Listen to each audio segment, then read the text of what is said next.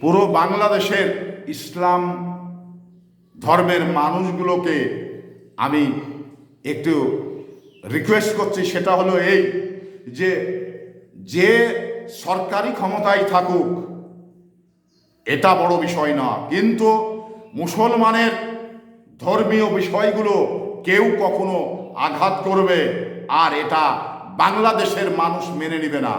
বাংলাদেশের মানুষ প্রতিবাদ করতে হবে। রাসূলেক নিয়ে কেউ যদি ব্যঙ্গ করে তাকে এই বাংলাদেশে থাকার স্থান নেই। তো আমরা মুসলমান আমাদের ঈমান আমলের সঙ্গেই এবং ইসলাম চেতনা বুকে ধরে রেখেই আমাদের প্রতিবাদ করতে শিখতে হবে। ইসলামকে এতটুকু আঘাত দিবে এই ধরনের কথাগুলো আমরা কখনো আপোস করব না, প্রতিবাদ করব, প্রতিরোধ গড়ে তুলব।